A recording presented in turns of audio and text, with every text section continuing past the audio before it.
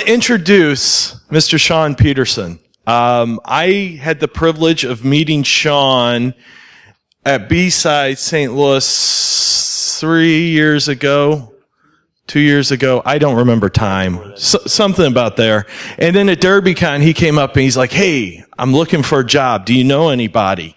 And I said, well, let me look around. And the drive back to St. Louis, me and Renee just kept talking about Sean and how cool of a guy he was and how great of a job he would do. And so he was nice enough to come work for us at Parameter. Anybody here met Sean, talked to Sean, passionate about InfoSec? Yeah. Sean is our hacking star at Parameter. He is the one that makes us happy all the time. The man wears a cape every time he is cracking domain admin credentials. Last year, 55 engagements. He didn't wear a cape 5 times. And I think a few of them he wasn't allowed to because of rules of engagement. This guy, if you need to know anything about pen testing, if he doesn't know the answer, he is going to tell you a lot about it. He'll go look for it and he'll tell you a lot about it. Today he's going to talk about his big passion, which is password cracking. I had a nice Zencash miner that he came over for a barbecue and it ended up disappearing and became the Kraken. So without further ado, please give a big warm welcome to Sean Peterson. All right. Can you guys hear me okay? Okay, good. I got to start out with all right. All right. So raise your hand if you're first time ShowMeCon. Awesome, that's great. Good job, guys. Welcome. I hope you're having a lot of fun here. So I started building this. This is my slide deck. And so really I want to take you guys on a journey, kind of a little adventure of sorts. This talks basically my journey, the journey that I went on when I began capturing hashes and protocol responses during my pen testing engagements. So I kind of want this to be like story time with Sean kind of thing, right? So I started finding more and more of these hashes while I was doing engagements. When I was out kind of green, and I'm still kind of green. You never grow up, never become, always feel like a noob. I think actually H.D. Moore said, if you don't feel like a noob, you're not trying hard enough. I think that's probably one of my favorite things. So always be a noob, always learn, always grow. So I started finding more of these hashes, and I was like, what am I going to do with these? I know I can do stuff with them. Turns out you can do a few things with certain ones. Before we get too far, though, I want to make sure that we're all on the same page. So just like anything else, nobody starts out being born knowing how to do things with hashes. So some of you guys have never heard of a password hash or seen them. So let me cover some of the fundamentals real quick as I can here. So, all right, there we go. So what's a password hash, right? So it's a string of characters. Oh no, what did I do? There we go. I'm jumping between a document and this, so. All right. So hashes, they're designed to convert passwords into string characters, which can then be used to represent a password. It's kind of stand in place of a password, so that way you don't have a clear text password being used over the wire or in memory or whatever. So it kind of stands in. It's kind of like a fingerprint of a password, sort of, right? And so their hashing algorithms were designed to be non-reversible, and you give it a clear text string, and it converts it into another string of characters. And that, for the sake of this talk, we'll say can't be reversed. And there are different kinds of hashes, and as you can see here, these are all different outputs, different kinds of hashes. They all have the same input. They're just completely different kinds of hashing algorithms. And there's this thing called collision, right? So there are no. So you put in a password and it comes out as a string, and there it is in every way, shape, and form supposed to represent that password without actually showing the password. And the only thing that can make that hash is that particular string. So with the exception of collision, which is where two different inputs create the same output, which is pretty rare, but it happens. So some types of hashes are stronger than others. For example, like SHA-1 and NT hashes are quicker to create, which makes them somewhat quicker to crack because you can create lots of them and compare. And then we have NT hashes are kind of made like this. You take a clear text password, you run it through an encoding algorithm here. Let's see here. Just lost it. What is going on?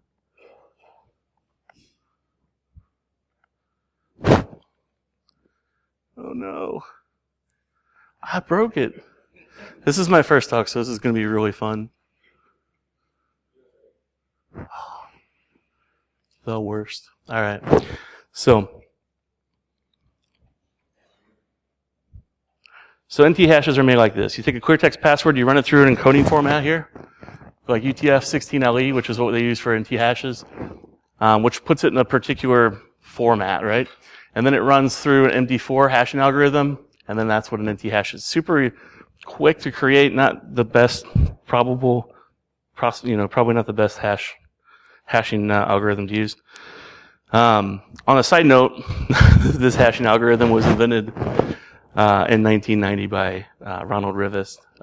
If you guys if that sounds familiar, you probably study for CISP. He and two other guys founded a little company called RSA. You may not have heard of them. They're a sponsor. Just kidding. So other hashes like bcrypt, which we showed here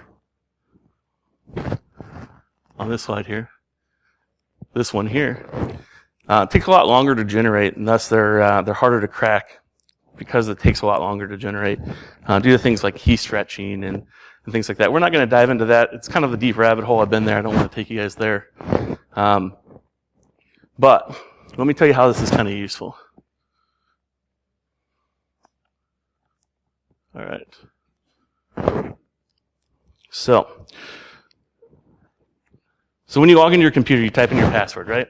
When you type in that password, it takes that password clear text, puts it in memory on Windows. We'll say a Windows 7 machine. Puts it in memory, runs it through this hashing algorithm, gives you a hash, goes to the hard drive of the machine where it's stored, and it says, hey, does this hash match the hash that's on your machine? It says yes. Or if you're on a domain, it goes to the domain controller, compares the hashes, and then it lets you authenticate if they match.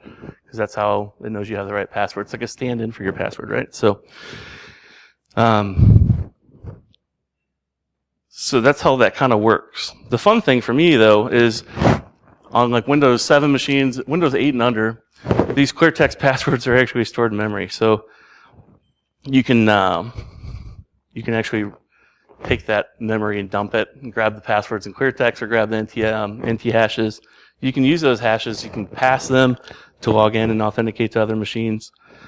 Do all kinds of things with them. So if you have an NT hash, oftentimes they're called NTLM hashes. It's kind of a misnomer. NTLM is a protocol, not a hash, but for the sake of this, NT hashes, you can use them for a lot of different things.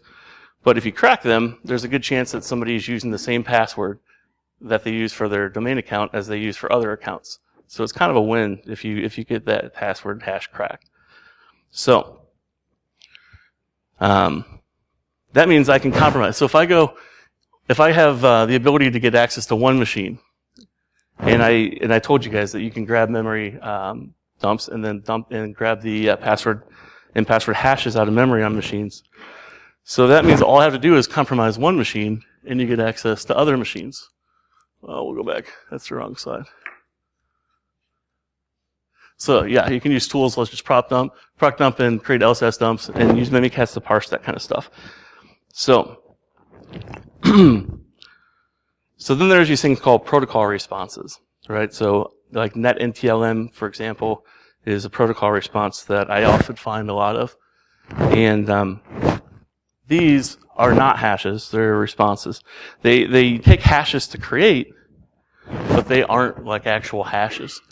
So they use NT hashes and LM hashes, and they use a whole bunch of information. They're used for authenticating the user, and they take a little bit longer to create, and they're a little bit slower to crack because of the creation time it takes. So it's a bit more complicated than NT hashes.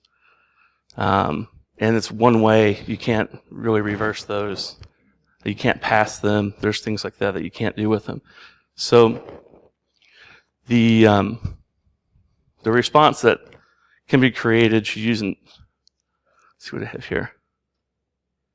So yeah, it can't be passed. So at no point does the clear text password go over the wire. So that's the whole point of having these. So NT and LM hashes are used to create that response, but they can't be pulled back out of the response. And so how many of you guys have a connect to like a shared folder on your network? Yeah? Okay, lots of people. Okay. So when you map the drive, it asks for your credentials the first time you do that. And those credentials are thrown through the process I mentioned a second ago, but the host that you're connecting to sends you a server challenge, your host sends the client challenge, and that's all made into an NTLMV2 response, and you're authenticated. And now you can access your shared folder. That's kind of how that works. That's what NetNTLM responses are kind of used for. So there's a couple ways that you can get a hold of NT hashes and NTLM responses. And I often get NT hashes through direct access to a host via like an exploit, like an MS08067 or MS17010 exploit that allows me to have direct command line access to a host. And there, like I said, you can dump the memory, you can get the hashes from that. You can get hashes from all other users who have logged into that machine since the machine's been rebooted, things like that. So the other way of getting NT hashes is from domain controllers. So once you get access to a domain controller, you can grab you can grab the ntds.dit, system, SAM, sys. You can parse through all that stuff, and then you end up with all these NT hashes that you can then crack and have access to everything, which you would have if you had domain admin anyway, but it's kind of interesting to find out what you can do with all those passwords, and that helps you find other things because people use similar passwords. So, does anybody have water? Can I have a water bottle? Thanks, man. I appreciate it, Matt. All right. Am I going too fast? No? Good. I feel like I'm cruising. All right. It's all that balls and monster, you know? Shit. So, I'm glad you guys, is it okay? Can you guys hear me, everything okay? Good. All right. Just making sure. So I'm a little nervous, so. All right. So, I'm catching up here.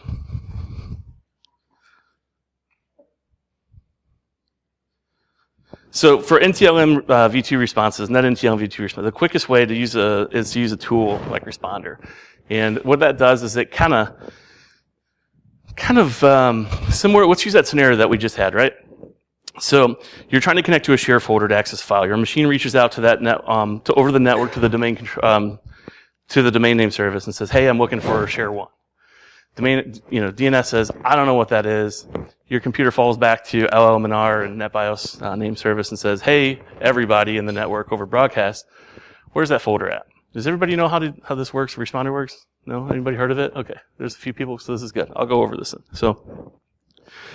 So then what happens is an adversary like me gets on the network and says, "Hey, I'm that shared folder you guys are looking for." And then your computer says, "Cool, let's authenticate."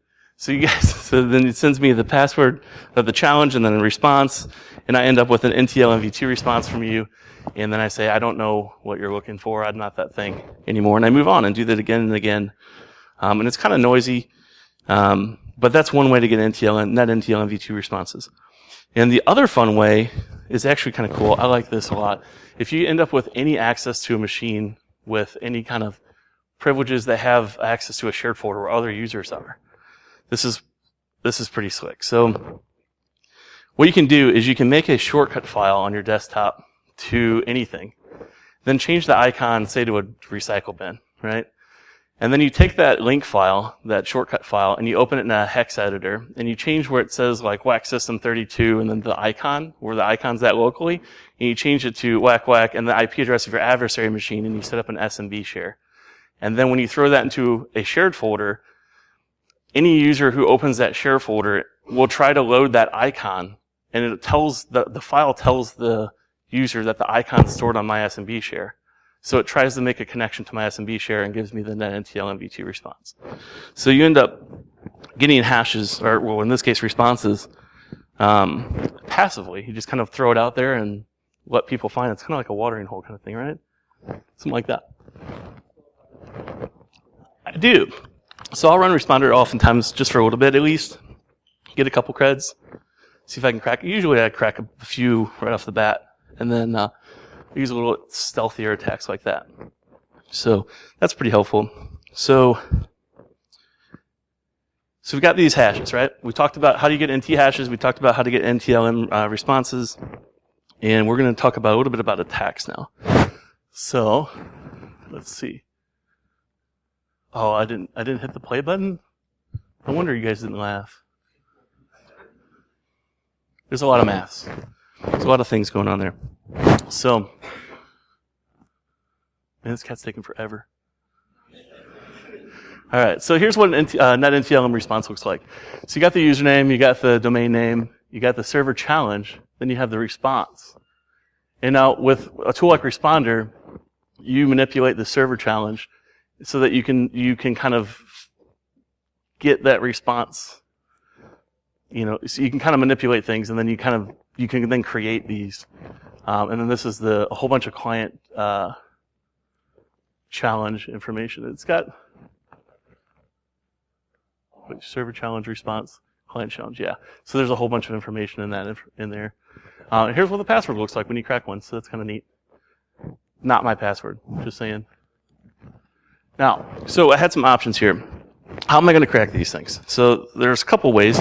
We could do an incremental attack. That's where we try like A, B, B, B, B, B, C, C, C. So you could do all that.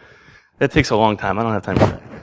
2, you could use rainbow tables, but that doesn't really work with things like NetNTLMV2 responses because they're kind of complicated. They have a challenge response, challenge, all that kind of stuff, and it's kind of difficult. You can't use salted hashes with rainbow tables, things like that.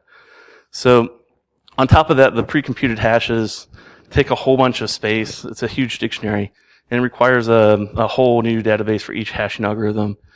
Not real common anymore because of the efficiency of current graphics processing power and the amount of space it takes to hold rainbow tables. So really, the dictionary attack was probably the best option.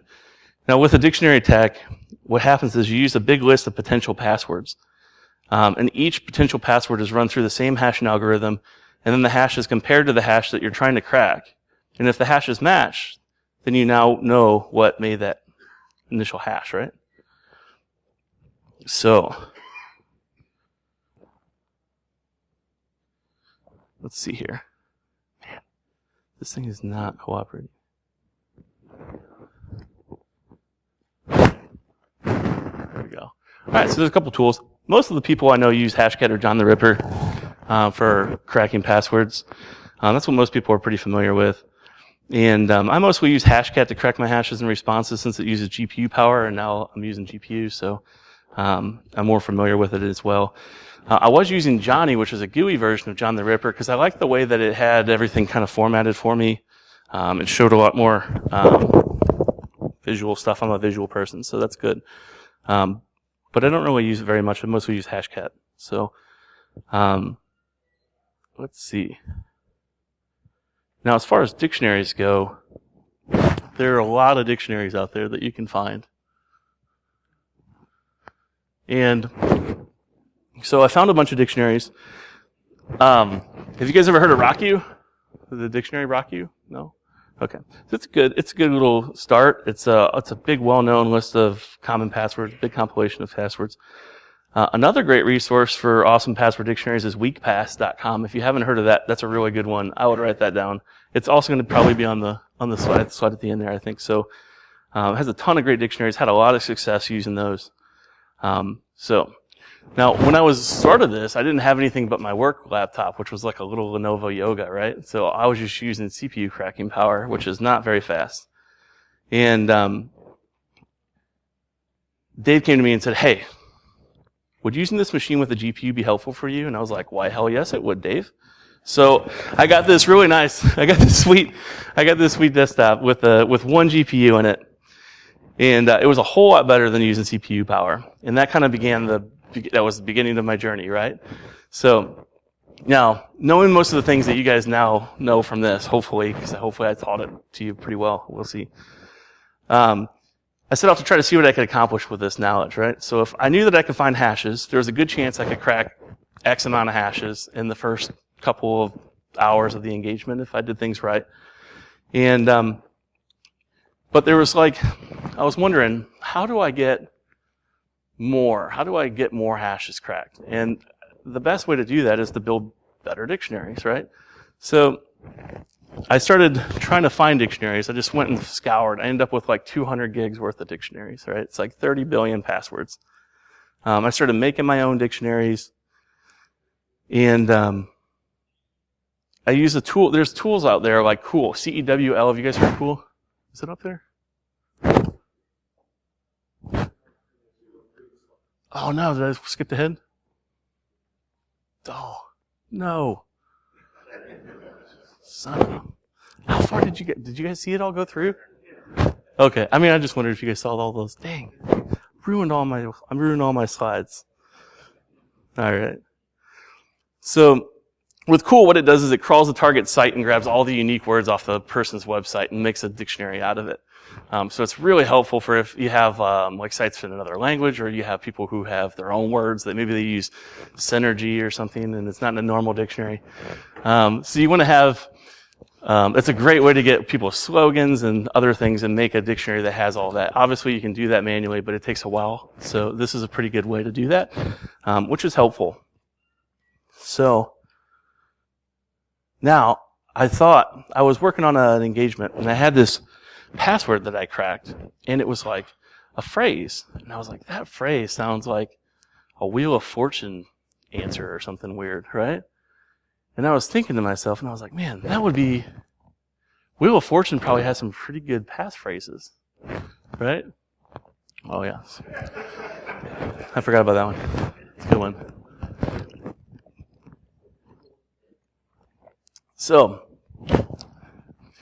So I found this website that has a database of all these passwords, or all these, the passwords really, all these Wheel of Fortune answers, right? It was wheeloffortuneanswer.com. I guess a whole bunch of people watch Wheel of Fortune, and they go to this guy's site, and I guess they write down all the answers every day. And it's probably a great retirement home community thing. And so they submit to this guy, and he puts it on his database, and you can go through and you can find all these answers. So I went to him, and I was like, guy, I'm doing some research, and your passwords these would be great passwords. I need your database. And he was like, here you go. He took a little while to answer, so I don't know if he was a little hesitant. Probably because my signature block said ethical hacker in it, and he didn't know what was going on. But as you got back to me, Frank thinks that was the best thing ever. It helped a lot. And so that was really helpful. So then I started thinking, man, you could do this with all kinds of things. You could do this with song titles, popular sayings, all kinds of things that you could make dictionaries out of. So that's kind of where I've been spending a lot of time making some of these dictionaries. And I'm going to keep your eye out on my Twitter and stuff, because I'll probably be releasing some of these dictionaries for you guys to use if you'd like to pick them up.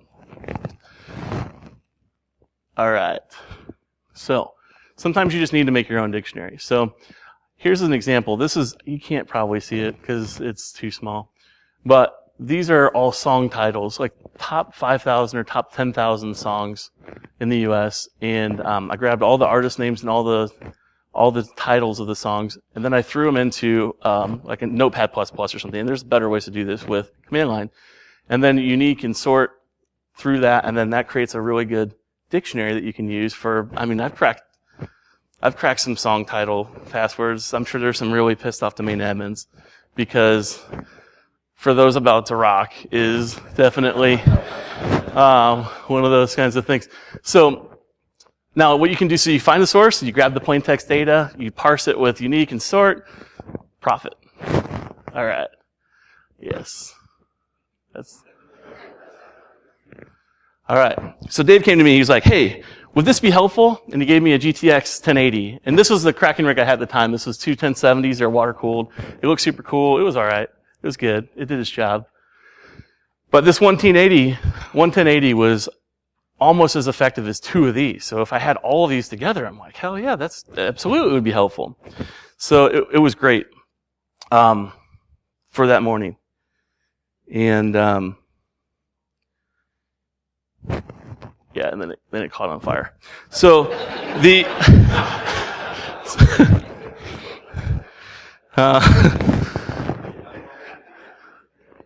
Yeah, it looked just like that. So I saw this picture. I was like, holy crap, is that mine? No, I didn't take a picture of it.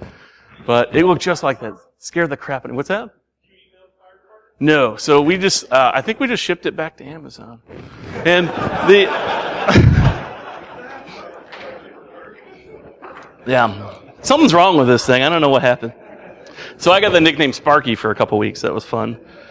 And by the way, if you guys ever create any of these dictionaries that we talked about in the last couple of slides, send them to me, Sean.Peterson@parametersecurity.com, because I'd love to see kind of, I'll share back, I'll reciprocate. So he's like, when he brought this to me, this was during like the gold rush, right? The crypto gold rush, as they call it. That's what I'm calling it anyway. So these are like $700 for a 1080 Ti, right? Or 1080 like this. And so this thing was, like I said, able to crack almost as fast as two 1070s combined. And I was the most exciting kid. I was in a state rivaling the most excited kid you've ever seen on Christmas. And hooked that thing up to the rig. Its fan started spinning.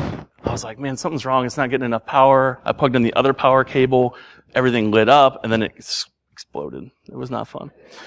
So back to my 1070s. But it didn't take very long, because one day I was at work, just sitting there pondering what my boss is doing to me. And he comes in and he says, hey, will this be helpful? And he drops this. Where is my mouse? Where is it? The Kraken. So this was his GTX 1080 mining rig that he was using. And he dropped it on my desk and said, hey, I've got something for you.